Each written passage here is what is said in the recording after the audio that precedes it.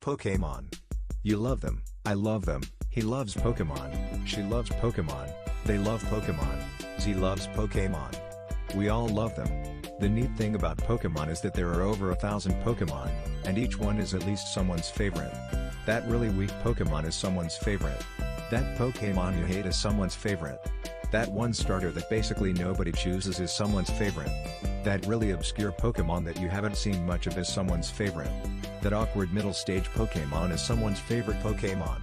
Now if you took even a glance at my VOD channel, you should check it out. By the way, you already know what my favorite Pokemon are. Bug-type Pokemon.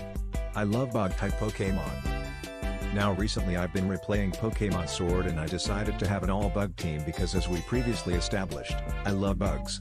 Here's a look at them, you can very much tell who's my favorite. And yes, I did name them all after Borderlands characters. Thank you for noticing. Now if you ever played Pokemon Sword or Pokemon Shield, you'd know about Dynamaxing. You get a fancy little star piece thing, jam it into your bracelet, and it makes your Pokemon really bug for 3 turns. But some Pokemon have the ability to Gigantamax. That's where they get really big with the addition of a slight design change. Sort of like Mega Evolution but not as rad. Now since half of my team has the ability to Gigantamax, I decided to draw Gigantamax forms for the other half of my team as well as go on a tangent about what I love about each Pokemon. And what the inspiration was for each Gigantamax form, starting with Vikavolt. Cue this.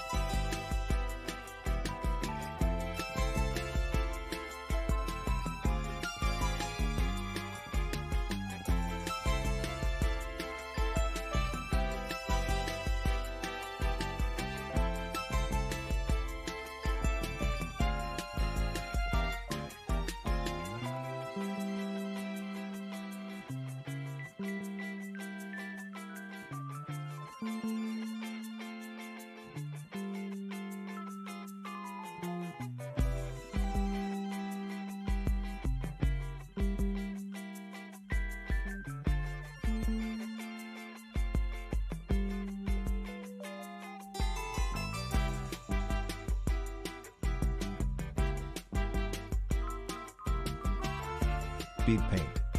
So for a lot of these Gigantamax forms I went and did research on what the Pokemon itself is inspired by and further leaned into those inspirations. And by that I mean go to Bulbapedia, look up the Pokemon, skip to the trivia and origin section. For Vikavolt it listed the inspirations as stag beetles, railguns, and possibly a ship called Vic Viper from the Gradius arcade games. The last one is a lot more present in its shiny form. I decided to go with the Vic Viper inspiration because if Orbital can be an unidentified flying object, then Vikavolt can be an identified flying object. I'm not the best with the more complex designs or Pokemon, so please bear with me.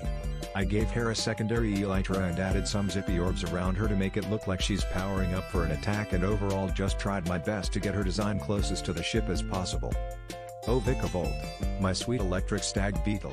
The only merch you have is a 3-pack of pins of you in your previous stages of evolution. Your geometric and futuristic appearance lend you to being the perfect sidekick for any sci-fi movie or game. It is worth giving you a Thunderstone, rather than giving it to a Pikachu or Eevee. Neither a Raichu nor a Jolteon can match your power or coolness. Their HP, bad. Their defense, doo-doo. Special attack? Wimpy. They may be fast but they can't take your hit.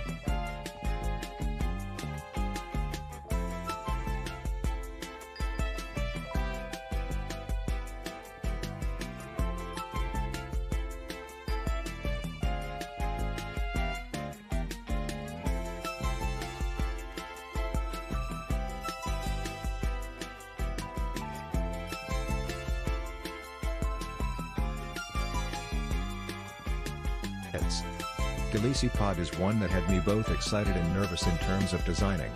Excited because I really formed an attachment to Golisipod, especially after watching it play fetch in the camping mode, and I now headcanon that Golisipod carry Wimpod babies on their heads.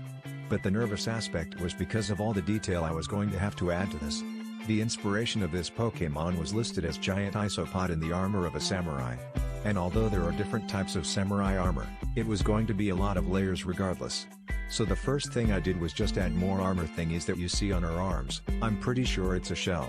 Then I changed up the head shape a little to look more like a helmet. One thing about Gigantamax Pokemon is that they have something to really convey how big they are, such as Snorlax having a whole island on its stomach. And Golisipod wasn't giving big, it was just giving samurai. So I gave it a sword that looks like a waterfall. I even made the foggy cloud at the bottom a Gmax cloud. Golisipod. My sweet underrated baby. Despite being the right-hand Pokemon of one of the most beloved antagonists, you are severely underappreciated. Even though your ability emergency exit pisses me off, you don't deserve to only have one piece of merch in the Pokemon Center. A single figurine. And you're not even there.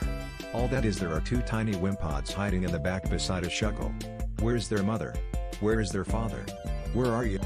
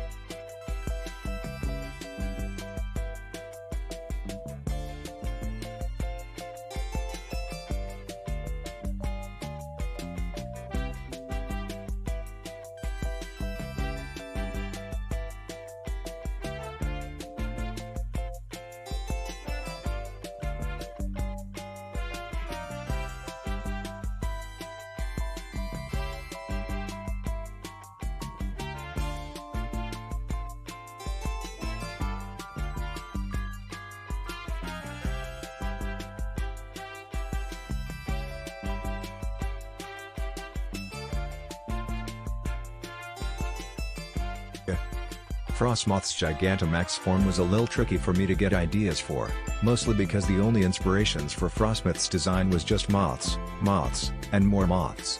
So I had to go and point out a distinctive feature and expand on it. I decided to make it look more like Melanie, seeing as her design is very Frostmoth coded considering she is a nice gym leader. So I gave them some fuzzier floof and changed the antenna to match Melanie's hair swoops. Since Snome can only evolve into Frostmoth at night and its apparent design inspiration being lunar moths, I gave the wings more of a crescent moon shape. I feel like this design is the most different to how the original was, but like in a good way. Frostmoth. Beautiful, elegant, Frostmoth. Your beauty rivals the one of a Beautifly, and yet, you are overshadowed by your smaller and arguably cuter pre-evolution, Snow. Your inner beauty and translucent wings that shimmer in the pale moonlight are only brought out through true friendship. But would a trainer take the time to get to see this side of you? Snow may be people's favorite ice type. But you got all the same charm with a lot more strength. So what do you guys think? Who is your favorite, and why? Are these good Gigantamax forms, or would they be better as Mega Evolutions? Should I make more of these guys? If so, who do you want to see? Leave your thoughts in the comments below. Don't forget to subscribe, and I'll see you next time.